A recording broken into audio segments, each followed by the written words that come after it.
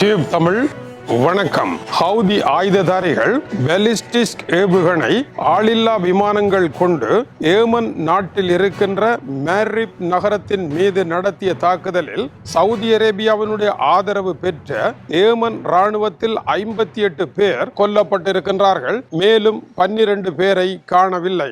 இவர்களுக்கு ஹவுதி ஆயுததாரிகள் கடுமையான எச்சரிக்கையை விடுத்திருக்கின்றார்கள். ஏமன் நாடு தமக்கு சொந்தமானது என்றும் இந்த நாட்டில் சவுதி அரேபியா தன்னுடைய தளங்களை வைத்து இப்பொழுது படைகளை பின்வாங்கி பாரிய தரைப்படை தாக்குதல் ஒன்றிற்காகவும் ஏமன் நாட்டினுடைய ஹவுதி ஆயுததாரிகளை முற்றாக செயலிழக்க செய்யும் விதமாகவும் தரைப்படை போரொன்றை ஆரம்பிப்பதற்கான முயற்சியில் ஈடுபட்டிருக்கின்றார்கள் என்பது தங்களுக்கு தெரியும் என்றும் இத்தகைய முயற்சிகளை கூடு கட்டுவதற்கு முன்னரே கூட்டை பீத்தறிந்தது போல பீத்தறிகின்ற வேலையை தாங்கள் செய்திருக்கின்றோம் என்றும் இது ஆரம்பம்தான் என்றும் மேலும் மேலும் ஆபத்தான தாக்குதல்கள் வரும் என்றும் ஹவுதி ஆயுததாரிகள் கூறியிருக்கின்றார்கள். மேரிப் என்பது ஏன் முக்கியமானது? ஏமன் நாடு என்பது மத்திய கிழக்கில் அமைந்திருக்கின்ற நாடு. இது ஜெர்மனி அல்ல.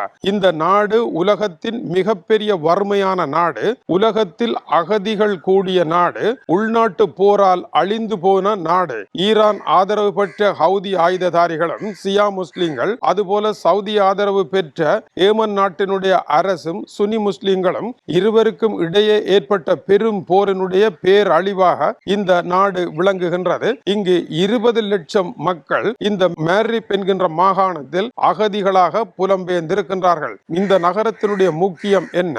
இது ஒரு மைய நகரமாக இருக்கின்றது. ஏமன் நாட்டினுடைய தலைநகர் சனாவிற்கு 120 கிலோமீட்டர்கள் மட்டுமே தொலைவில் இருக்கின்றது. சவுதியிடமும் சவுதி ஆதரவு பெற்ற அரசிடமும் கடைசி பெரும் கட்டுப்பாட்டில் இருப்பது இந்த மைய நகரம் தான். இந்த நகரம் விழுமாக இருந்தால் தலைநகர் சனாவிற்கு ஹவுதி ஆயுததாரிகள் ஈரானினுடைய ஆதரவில் நேரடியாக பயணிப்பதற்கான வழிகள் பிறக்கும். எனவேதான் இந்த நகரத்தை பெரும் பலம் கொண்டு சவுதி அரேபியா காப்பாற்றி வருகின்றது. இப்பொழுது இந்த நகரத்தை குறிவைத்து தாக்கி இருக்கின்ற நிலையில் ஐக்கிய நாடுகள் சபை கூறியிருக்கின்ற ஒரே கருத்து, இந்த நகரத்திற்குள் மட்டும் ஹவுதி ஆயுததாரிகள் உள் நுழைவார்களாக இருந்தால் அவர்களுடைய பெரும் எதிரிகள் எல்லாம் அங்குதான் புலம்பெயர்ந்திருக்கின்றார்கள். இவர்கள் மீது நடத்தப்படுகின்ற தாக்குதல் மிகப்பெரிய மனித அவலமாகவும் மிகப்பெரிய இரத்த ஆறு ஓடுவதற்கும் காரணமாக அமைந்துவிடும். எச்சரிக்கை, இந்த நகர போரை தவிர்த்துக் கொள்ளுங்கள் என்று ஐக்கிய நாடுகள் சபை கூறியிருக்கின்றது.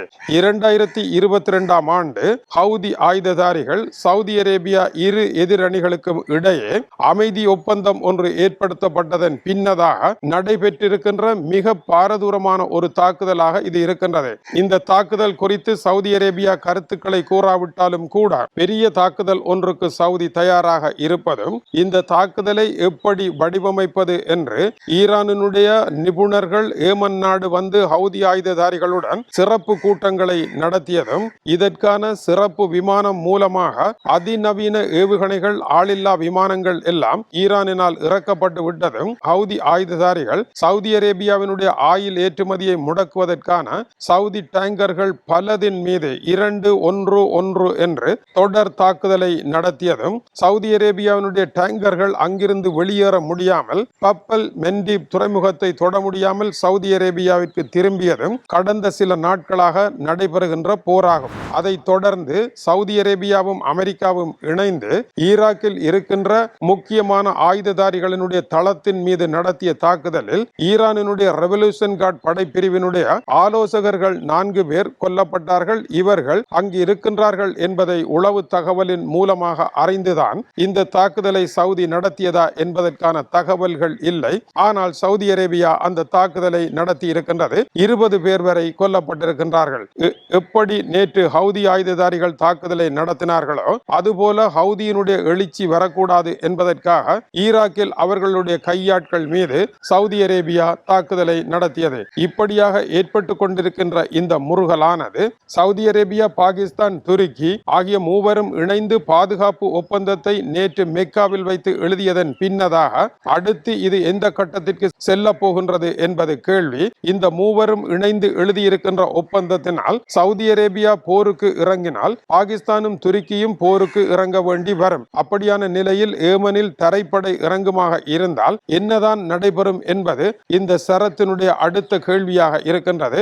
அதேவேளை பாகிஸ்தான் இதில் இணைந்திருக்கின்ற காரணத்தினால் பாகிஸ்தானுக்கும் இந்தியாவிற்கும் இடையே ஒரு போர் வருமாக இருந்தால் சவுதி அரேபியாவும் துருக்கியும் இந்தியாவிற்கு எதிராக போருக்கு செல்ல போகின்றனவா? அதற்கு இந்த ஒப்பந்தம் என்னதான் விடை கூறுகின்றது என்பதும் தெரியவில்லை. ஆனாலும் கூட உலக நாடுகள் அணிகளாக திரண்டு கொண்டு இருக்கின்றன. இரண்டாவது உலக மகா யுத்தத்தின் முன்னர் போர் மேகங்களாக திட்டு திட்டாக கொத்து மேகங்களாக உருவாகி இருக்கின்ற மேகங்கள் ஒன்றாக திரண்டு தனித்தனி அணிகளாக பிரிந்து இடிமுழக்கத்துடன் கூடிய பெருமழை பொழிந்தது போல உலக யுத்த மழை பொழிந்தது போன்ற ஒரு சூழலை உருவாக்க இந்த மேக திரள்வுகள் நடைபெற்றுக் கொண்டிருக்கின்றன.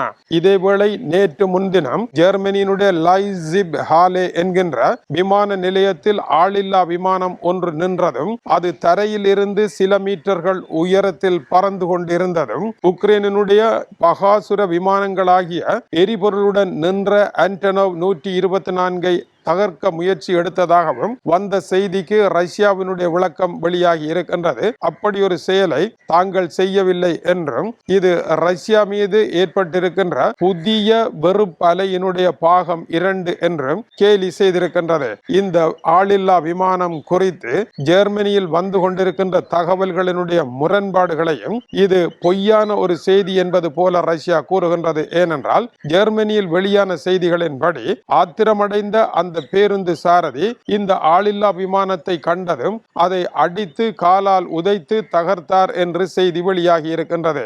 வெடிகுண்டுடன் இருந்த ஒரு விமானத்தை காலால் அடித்து உடைக்கின்ற அளவிற்கு அவர் ஒரு முட்டாளா என்பது ஒரு கேள்வி. சாதாரண மனிதன் கூட இதை செய்ய மாட்டான். இரண்டாவதாக இப்படியாக வந்து நின்ற இந்த ஆளில்லா விமானம் தன்னிடம் பொருத்தி வைத்திருந்த வெடிகுண்டை வெடிப்பதற்கு இயலாத வகையில் அதை தட்டுகின்ற கருவி சரியாக செயற்படாத காரணத்தினால் வெடிக்க முடியாமல் தவித்துக் கொண்டிருந்ததாகவும் ஜெர்மனிய ஊடகங்கள் கூறின. ஜெர்மனியினுடைய பாதுகாப்பை உடைத்துக் கொண்டு விமான நிலையத்திற்குள் நுழைந்த இந்த ஆளில்லா விமானம் தன்னுடைய வெடிகுண்டை மட்டும் வெடிக்க முடியாமல் தவித்துக் கொண்டு இருக்கின்றது என்ற செய்தியை யார்தான் நம்ப போகின்றார்கள்? கேட்கின்றவன் கேணியனாக இருந்தால் கேழ்வரகில் நெய் வடிகின்றது என்று கூறுவார்களாம் என்ற பொருள்பட ரஷ்யா இதை மறுத்திருக்கின்றது. எனவே ரஷ்யாவிற்கு எதிரான வெறுப்பலையின் ஓர் அங்கமா இது குறித்த விசாரணைகள் பயங்கரவாத தாக்குதல் என்ற கோணத்தில் ஜெர்மனியில் ஆரம்பித்திருக்கின்றன என்பதும் விமானம் வந்ததும் அது வெடிக்க முயற்சி எடுத்ததும் அதில் வெடிகுண்டு இருந்ததும் உண்மைதான் என்று ஜெர்மனி உறுதிபட தெரிவிக்கின்றது. அடுத்து என்ன? தொடர்ந்து இணைந்திருங்கள். ஈரான் போர்க்களத்தில் டொனால்ட் ட்ரம்ப் மிகப்பெரிய பொறிக்கிடங்கள் சிக்கப்பட்டு விட்டார் என்று அல் ஜசீரா தொலைக்காட்சிக்கு அமெரிக்க நிபுணர் வழங்கிய பேட்டியும் டொனால்ட் ட்ரம்பினுடைய இக்கட்டான நிலையும் என்ன என்பதை அடுத்த செய்தி உங்களுக்கு எடுத்துரைக்க போகின்றது. மிக முக்கியமான அறிய முடியாத அற்புதமான தகவல்களை எல்லாம் உள்ளிணைத்து அந்த பேட்டி வெளியாகி இருக்கின்றது. அதனுடைய கருவூலம் சாராம்சம் என்ன என்பதை கண்டறிந்து எளிமைப்பட உங்களுக்கு கூறுவதற்கு காத்திருக்கின்றோம். அடுத்த செய்தியில் தவறாது இணைந்திருங்கள். இது டியூப் தமிழினுடைய உலக செய்திகளுக்காக இலங்கை வடபுலம் யாழ்ப்பாணத்திலிருந்து கீசே துறை. வணக்கம் உறவுகளே. What a view!